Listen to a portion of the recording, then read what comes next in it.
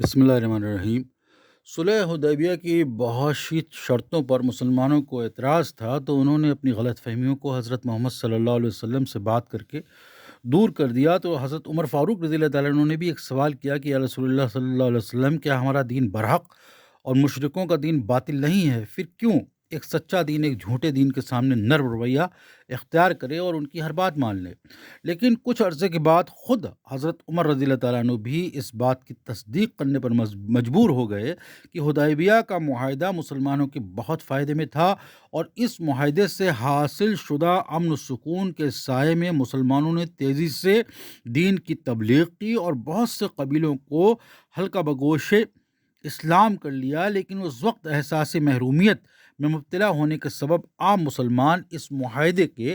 دیر پا اثرات کو نہ سمجھ سکے، اور اس لیے جب وہ اپنے سر منوانے اور احرام سے نکلنے کے بعد مدینے کی طرف روانہ ہوئے تو بہت غمزدہ تھے، اور سب سے بڑھ کر انہیں ابو جندل رضی اللہ تعالیٰ عنہ کی واپسی کا بہت دکھ ہو رہا تھا۔ ایسی حالت میں جبکہ مسلمان دلوں میں درد اور غم چھپائے اتر کی طرف یعنی مدینے کی جانب بڑھ رہے تھے، تو راستے میں ایک اور مسلمان جو مکہ سے بھاگ نکلا تھا ان کے ساتھ آ ملا، اور اس نے بھی پناہ کی درخواست کی۔ پیغمبر اسلام حضرت محمد صلی اللہ علیہ وسلم نے پہلے تو کوئی جواب نہ دیا، کیونکہ آپ کو یہ خیال گزرا کہ ہو سکتا ہے کہ یہ کوئی چال ہو،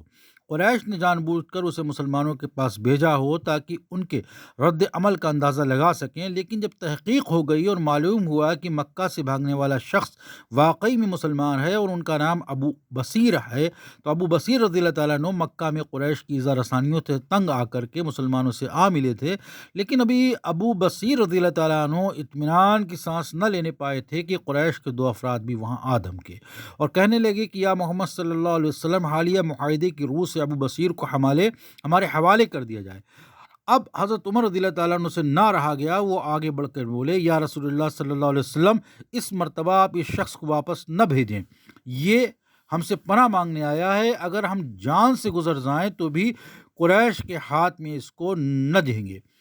پیغمبر اسلام حضرت محمد صلی اللہ علیہ وسلم نے دو ٹوک جواب دیا کہ ہم اپنے عہد کے پابند ہیں اور حالیہ معاہدے کی خلاف ورزی نہیں کر سکتے۔ یہ جواب سن کر مکہ سے آنے والے دو آدمیوں نے تمام مسلمانوں کے سامنے ابو بصیر رضی اللہ تعالیٰ عنہ کی اونٹ کی پیٹھ پر باندھا اور دھیرے دھیرے آنکھوں سے اوجھل ہو گئے۔ لیکن ابو بصیر رضی اللہ تعالیٰ عنہ ایک طاقتور اور دلیر انسان تھے، انہوں نے راستے میں اپنی رسیاں توڑ ڈالیں اور رہائی پانے میں کامیاب ہو گئے۔ انہوں نے اونٹ سے اتر کر ان دو میں سے ایک شخص کو موت کے گھاٹ اتار دیا، جبکہ دوسرا آدمی اپنی جان بچا کر بھاگ نکلا۔ ابو بصیر رضی اللہ تعالیٰ عنہ دوبارہ مسلمانوں سے آ ملے اور ان سے پناہ کی درخواست کی۔ اس مرتبہ ابو بصیر رضی اللہ تعالیٰ عنہ نہ صرف یہ کہ قریش کے ہاتھوں سے بھاگ نکلے تھے، بلکہ انہوں نے ایک شخص کا خون بھی کر ڈالا تھا، اور اب ان سے مقتول کا خون بہا بھی مانگا جا سکتا تھا۔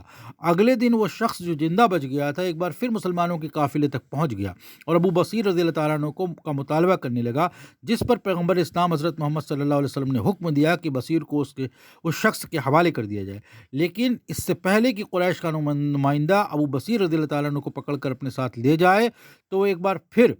اس کے ہاتھوں سے بھاگ نکلے۔ جب پہلی بار ابو بصیر رضی اللہ تعالیٰ عنہ مسلمانوں کے پاس آئے تو پیغمبر اسلام صلی اللہ علیہ وسلم نے ان سے کہا تھا کہ یا ابو بصیر، ہم حالیہ معاہدے کے مطابق تمہیں اپنے پاس نہیں رکھ سکتے، تم مکہ لوٹ جاؤ اور یقین رکھو کہ اللہ تمہاری حفاظت کرے گا۔ لیکن اب ابو بصیر رضی اللہ تعالیٰ عنہ کو احساس ہوا کہ اگر مکہ لوٹ جائیں تو ان کی جان 100% خطرے میں ہوگی، کیونکہ ان کے ہاتھوں قریش کے ایک آدمی کا خون ہو چکا ہے۔ پیغمبر اسلام حضرت محمد صلی اللہ علیہ وسلم نے ایسے وقت پر انہیں مکہ واپس جانے کو کہا تھا اور یہ بشارت دی تھی کہ اللہ ان کی مدد کرے گا، جبکہ ان کے ہاتھوں کسی کا خون نہیں ہوا تھا۔ لیکن اب ایک شخص کو موت کے گھاٹ اتارنے کے بعد اگر وہ مکہ واپس جاتے تو خود ان کی جان خطرے میں ہوتی، یا کم سے کم انہیں خوبہا ادا کرنا پڑتا۔ یہی وجہ تھی کہ انہوں نے مکہ جانے کے بجائے ریگستان میں پناہ لینے کا فیصلہ کیا۔ اور ایک عرب شاعر شنفرا گویا ابو بصیر کی زبانی کہتا ہے کہ اے بھائیوں، میرے پیچھے مت آنا کہ اب میں بیابان کی طرف چل نکلا ہوں اور چاہتا ہوں کہ نئے دوست تلاش کروں۔ اے دوستوں، اب مجھے مت ڈھونڈنا کہ اب تنہائی میرا مقدر ہے، مجھے رات کے اندھیرے میں اپنا راستہ خود تلاش کرنا ہوگا، اور آج کے بعد میرے ساتھی، میرے دوست صحرا کے چیتے، چالاک بھیڑیے اور لمبے والوں والے بجو ہوں گے جن کے ساتھ مجھے گزارا کرنا ہوگا۔ بہرحال ابو بصیر رضی اللہ تعالیٰ عنہ قریش کے ہاتھوں سے بچ نکلنے کے بعد ایسے علاقے میں پہنچے جسے ذوالمروا کہا جاتا تھا۔ انہوں نے اسی مقام پر ٹھہرنے اور باقی زندگی گزارنے کا فیصلہ کر دیا۔ کچھ دنوں کے بعد ابو جندل رضی اللہ تعالیٰ عنہ بھی ایک بار پھر مکہ سے فرار ہونے میں کامیاب ہو گئے اور ذوالمروا پہنچ کر ابو بصیر رضی اللہ تعالیٰ عنہ سے جا ملے۔ پھر ایک اور مسلمان جن کا نام عتبہ بن اسد تھا مکہ سے بھاگ کر ذوالمروا پہنچ گئے، اور دھیرے دھیرے دوسرے مسلمان بھی مکہ سے نکل کر وہاں پہنچنے شروع ہو گئے، اور انہوں نے ایک الگ اسلامی گروہ کی شکل اختیار کر لی۔ یہ لوگ عدم ظاہریت کے حالیہ معاہدے کے دائرے میں نہیں آتے تھے، کیونکہ